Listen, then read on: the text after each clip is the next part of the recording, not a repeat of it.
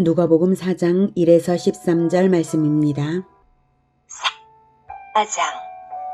예수께서 성령의 충만함을 입어 요단강에서 돌아오사 광야에서 40일 동안 성령에게 이끌리시며 마귀에게 시험을 받으시더라.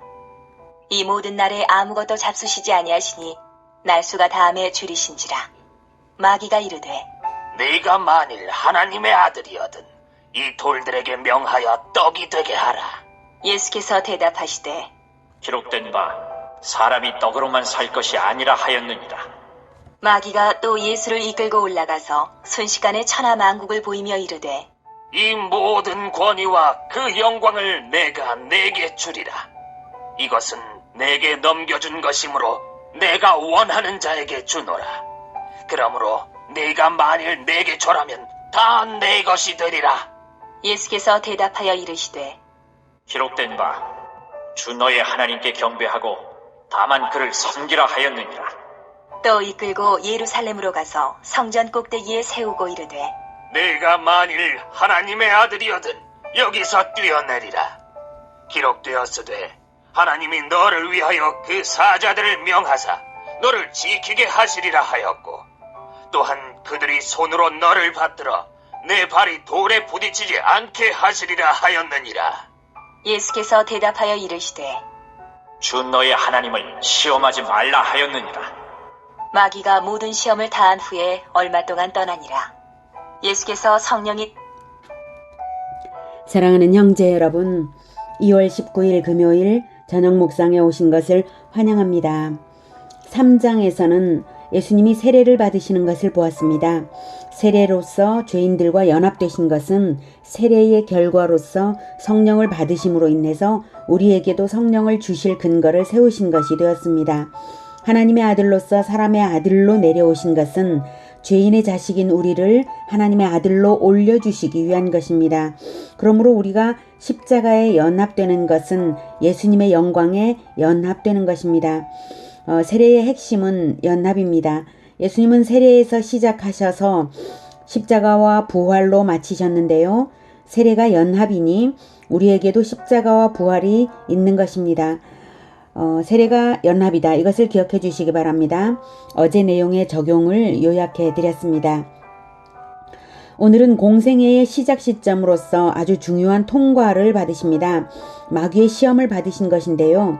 어제 예수님이 하나님이신데 왜 세례를 받으셔야 하는가 의문을 풀어봤던 것처럼 오늘도 의문이 생기죠. 예수님이 하나님이신데 왜 시험을 받으셔야 하는가, 그것도 마귀에게 시험을 왜 받으셔야 하는가 하는 의문입니다. 그 이유는 첫째, 첫사람 아담은 시험에 실패하여 죄의 시작이 되고 말았습니다. 그래서 흙에 속한 자가 되었죠. 그러나 새로운 첫사람으로서 예수님은 시험에서 이겨서 하늘에 속한 공동체를 시작하셔야 하기 때문에 시험을 받으신 것입니다. 고린도전서 15장 45절에 기록된 바 첫사람 아담은 생령이 되었다 함과 같이 마지막 아담은 살려주는 영이 되었다라고 말하고 있습니다. 그래서 새로운 첫사람, 하늘에 속한 공동체를 시작하시는 첫사람으로서 시험에서 승리로 출발하시기 위해서 시험을 받으신 것입니다. 그렇다면 왜 첫사람 아담은 시험을 받았어야 하는가 하는 의문이 또 파생되죠. 그것은 만물 중에 특별한 피조물이었기 때문인데요. 하나님 형상으로 하나님의 생기를 받은 영광스러운 존재로서 자유의지를 가진 언약적 존재입니다. 온 땅과 생물을 맡았는데 인간이 시험을 받아 이김으로써 언약관계가 유지되는 것이라서 그렇습니다. 피조물이잖아요. 선악과 언약은 하나님의 주권을 존중하느냐, 하나님의 주권을 침해하여 반역하느냐 하는 시금석이었습니다. 피조물인데 놀라운 피조물이기 때문에 이 시험이 반드시 있어야 하는 것입니다. 자유의지를 가진 피조물에게 창조주의 주권을 존중하도록 하는 한 가지 시험은 있어야지, 그것이 없으면 하나님의 주권 위에 피조물이 자기 자리를 높여도 그 교만을 오히려 진리라 하게 되지 않겠습니까? 자, 시험 받으신 이유 하나, 사람으로 태어나셨기에 새로운 첫사람으로서 승리로서 천국 공동체를 시작하셔야 하므로 시험을 받아 이기신 것입니다. 두 번째, 왜 시험을 받으셨는가? 종말에 마귀와 그 추종자들을 멸하실 것을 보증하시는 것입니다. 마귀의 시험에 승리하신 것은 첫 승리일 뿐만 아니라 계속적인 승리와 최종 승리의 보증입니다. 그를 따르는 자들의 승리의 보증이기도 합니다. 마귀와 그 추종자들이 멸망당한다는 것은 예수님과 예수님을 따르는 자들의 승리라는 의미죠. 천국 건국 사역인 공생애를 시작하는데 죄인을 회개시키고 제자들을 불러 동역자가 되게 하실 것인데 천국 공동체의 승리가 보장되어야 하는 것이기에 시험을 받으신 것이죠. 공동체의 승리를 위해서 시험에 대한 승리가 있어야 되는 것입니다. 그러므로 우리의 영적 싸움은 어느 왕에게 속할 것인가 하는 싸움입니다. 승리자인 그리스도가 나의 왕이기만 하다면 우리는 승리인 것입니다. 이렇게 사람으로 나셨기에 그리고 왕이시기에 언약의 주 하나님께만 순종하시고 마귀는 대적하심으로써 승리하는 모범을 보여주신 사건입니다. 한 절 한 절 보겠습니다. 1절, 2절 예수께서 성령의 충만함을 입어 요단강에서 돌아오사 광야에서 40일 동안 성령에서 이끌리시며 마귀에게 시험을 받으시더라. 이 모든 날에 아무것도 잡수시지 아니하시니 날수가 다함에 줄이신지라. 40일 동안 금식 기도를 하시며 성령이 충만하셨습니다. 40일 동안의 고난을 거치는 것은 구약성경에도 모세의 시내산 40일 금식이 있었죠. 엘리야의 40일 금식 여행이 있었고요. 이스라엘은 광야 생활이 40년이었습니다. 이처럼 40은 고난으로서 준비되는 인내의 기간이라는 상징수입니다. 그런 점에서 예수님도 40일 금식이 유사하죠. 준비 기간이면서 인내 기간이면서 그렇습니다.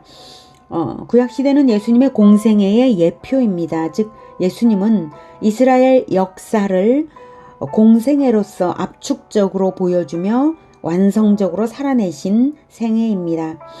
마귀에게 시험을 받으셨는데요. 마귀는 원래 시험하는 자입니다. 그럴지라도 마귀의 시험함을 방치하시는 것은 하나님은 섭리로서 마귀의 괴계를 오히려 이기시는 분이시기 때문입니다. 예수님은 마귀의 시험을 받아 승리하심으로써 공생애를 승리로 출발하신 것이고요. 3절 마귀가 이르되 네가 만일 하나님의 아들이어든 이 돌들에게 명하여 떡이 되게 하라. 마귀가 말한 것은 너 자신 욕심을 위하여 너의 능력을 사용하라는 것입니다. 얼핏 우리가 생각하기에는 문제가 없어 보이죠. 내 건데 내가 써도 되지. 이게 우리 보통 사람들의 생각이잖아요. 40일 금식도 끝났으니 이제 무엇이든 먹어도 되고 자기 능력으로 자기가 먹는 것이 뭐 죄가 되겠냐고 우리 생각에는 그래요. 하지만 마귀의 괴계는 첫째, 하나님의 아들임을 어디 한번 기적으로 증명해 보라는 유혹입니다.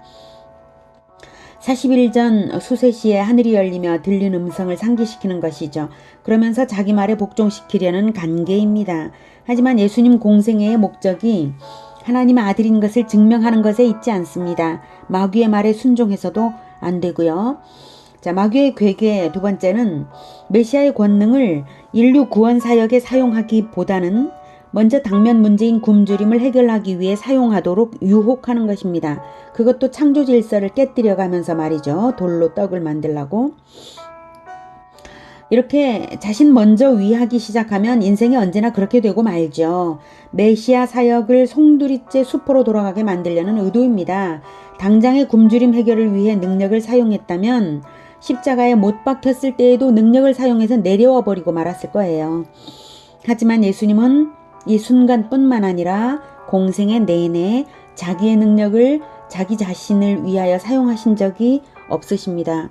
주의 종들의 태도는 이래야 한다는 것을 다시 깊이 묵상하게 됩니다. 4절 예수께서 대답하시되 기록된 바 사람이 떡으로만 살 것이 아니라 하였느니라. 기록된 바. 예수님의 대처 방법은 기록된 말씀입니다. 마귀의 괴계를 이기는 방법은 오직 하나님의 말씀에 굳게 서고 하나님의 말씀을 사용하여 이기는 것입니다. 우리도 성령의 검 하나님의 말씀을 가져야 하겠습니다. 에베소서 6장 17절에는 성령의 검, 곧 하나님의 말씀을 가지라 라고 하셨습니다. 이것이 가장 강력한 것입니다. 한편 예수님이 인용하신 성경 기록은 사람이 떡으로만 살 것이 아니라 하신 이 기록은 신명기 8장 3절입니다. 너를 낮추시며 너를 줄이게 하시며 또 너도 알지 못하며 내 조상들도 알지 못하던 만나를 내게 먹이신 것은 이스라엘에게 먹이신 것은 사람이 떡으로만 사는 것이 아니요 여호와의 입에서 나오는 모든 말씀으로 사는 줄을 내가 즉 이스라엘이 알게 하려 하심이니라 라고 신명기 8장 3절에 나왔죠. 이것은 출애굽 후에 광야에서 하나님이 만나를 내리실 때에 이스라엘을 줄이게 하신 후에 내리셨거든요. 줄이게도 하시고 먹이기도 하시면서 율법대로 안식일 규례를 따르는지 시험하시겠다고 하시면서 6일 차에는 이틀치 주시고 7일 차에는 만나를 안 내리시고 그러셨죠. 말씀 순종 훈련을 시키시려고 육신의 양식 만나를 사용하신 하나님이십니다. 말씀을 먹는 것이 참된 생명 양식이니까요. 사람은 영의 양식보다 우선 육신을 먼저 먹이고 봅니다. 그러나 예수님은 영의 양식이 생명을 본질적으로 살게 한다는 것을 보이시고 계신 것입니다. 그렇다고 육신적 필요성을 부인하신 것은 아니시고요. 다만 영의 양식이야말로 생명의 절대적 양식인 것이죠. 그 영의 양식에 풍부하신 예수님이셨습니다. 우리도 굶을지언정 하나님의 말씀은 먹어야 된다라는 이 정신을 가져야겠습니다. 마귀는 하나님의 아들이지 않냐고 신성을 강조하며 내가 하나님의 아들이거든 이랬죠. 신성을 강조하며 유혹했으나 예수님은 사람이 떡으로만 살 것이 아니라 이렇게 사람된 신분을 강조하며 인간이 당하는 시험에서 이기는 본을 보이셨습니다. 5, 6, 7 마귀가 또 예수를 이끌고 올라가서 순식간에 천하 만국을 보이며 이르되 이 모든 권위와 그 영광을 내게 주리라. 자, 여기서 천하 만국을 보이며 내게 주리라 이렇게 하는 것은 정치력을 가지도록 유혹하는 것입니다. 돌로 떡을 만들어 보라는 것이 경제력을 가지도록 유혹한 것이라면 이번에는 정치 권세를 가지라는 것이죠. 우리 생각에는 정치 권세 그 자체가 나쁜 것은 아니지 않은가 싶죠. 정치력을 가지면 복음화, 제자화를 더 쉽게 할 수 있겠다 싶은 것이 보통 사람의 생각입니다. 하지만 이스라엘 왕국 시대 내내 모든 왕들은 하나님이 세우신 메시아의 예표들이 아니었나요? 게다가 정치력을 가지지 않았습니까? 모든 왕들이 다윗의 자손들이 아니었나요? 그 다윗의 자손들 중에 신정왕국을 제대로 성공해서 백성들과 임마누엘의 사명을 수행한 왕이 누구인가요? 없습니다. 정치가 필요 없다는 것이 아니라 진리가 먼저 세워지지 않는 한 정치 권력으로서 천국을 세울 수는 없죠. 하나님께서 왜 출애굽 직후에 왕을 세우지 않으시고 율법을 먼저 주셨겠습니까?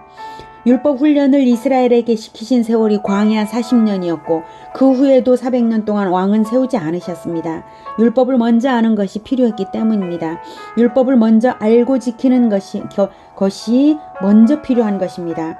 백성들이 먼저 왕의 법인 진리를 잘 따를 줄 알고 나서 그제야 왕이 등장해야 천국이 온전히 세워지는 것이죠. 백성들이 진리를 모르는 상태에서 정치 권력을 사용해서 천국을 세울 수 있겠습니까? 그런 것은 없습니다.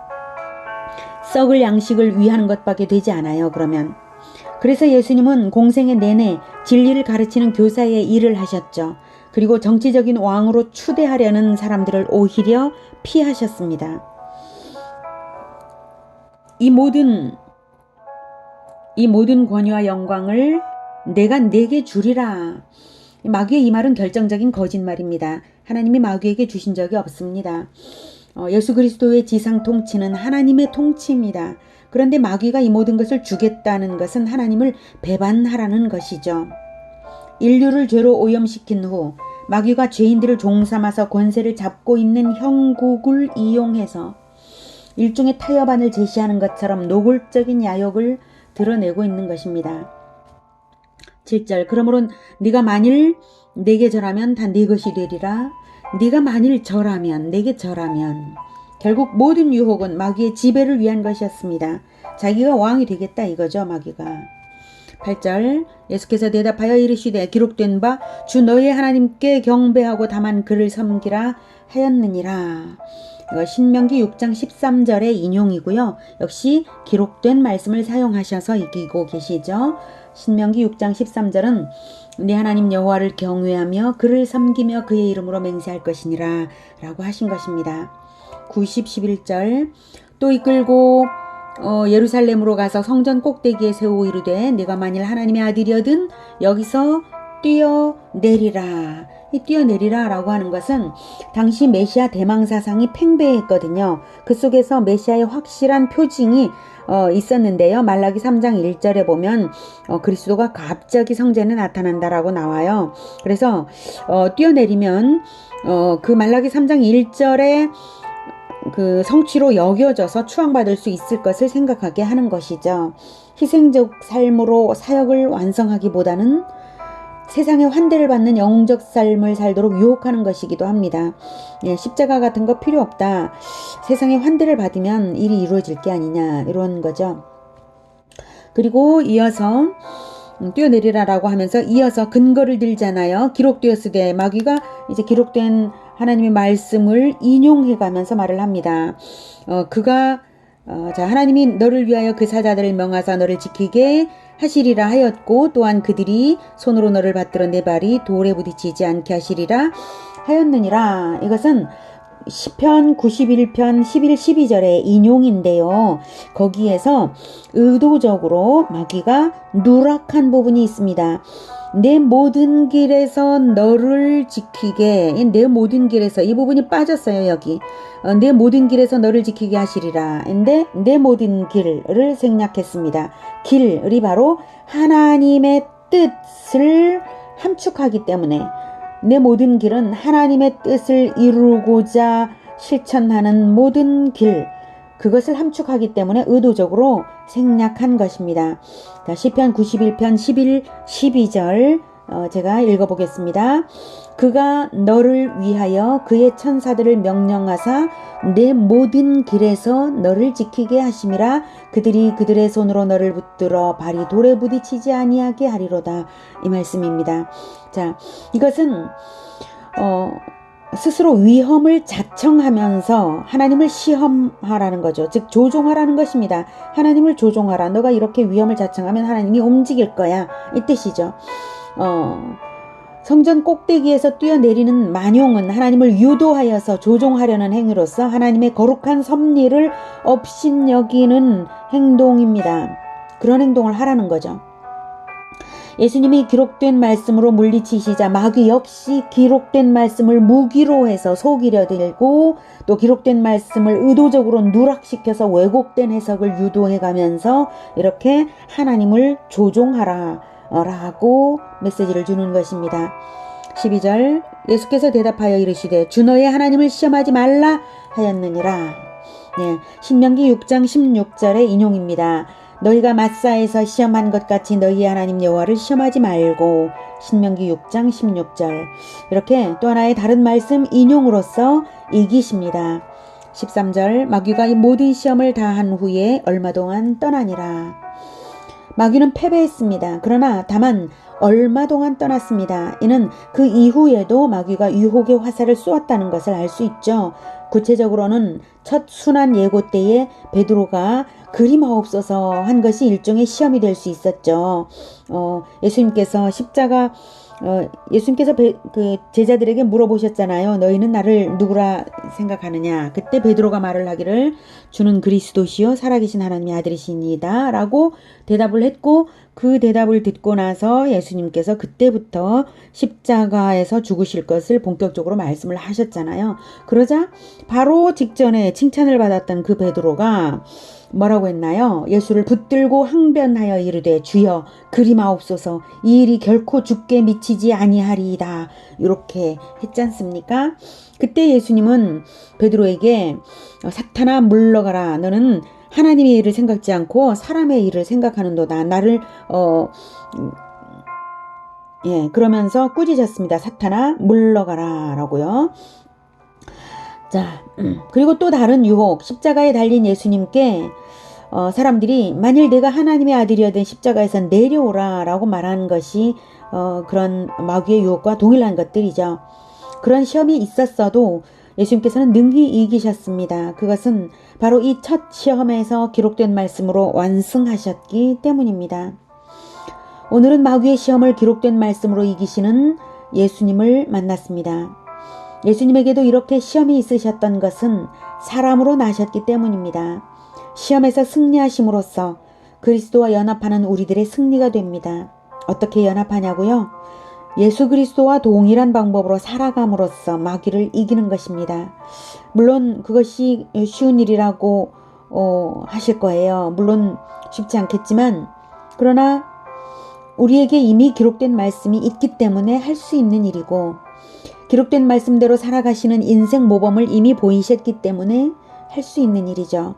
또 우리에게 성령을 주셨기 때문에 또 더더욱 할 수 있는 일입니다. 성령의 인도를 따르고 기록된 말씀을 열심으로 따르고 인생 모범을 늘 묵상하면서 따르면 됩니다. 우리가 비록 완전할 수는 없다 할지라도 우리가 믿음으로 늘 따르는 인생을 살고 있는 것이 분명하다면 우리는 승리 가운데 있는 것입니다. 누가복음에는 나오지 않았지만 예수님은 마귀에게 사탄아 물러가라고 쫓아내셨습니다. 우리도 그렇게 하면 됩니다. 나쁜 생각을 일으키며 주입시키려는 순간에 나에게 작용하는 마귀를 예수님의 이름으로 쫓아내십시오. 그것이 강력한 승리 방법입니다.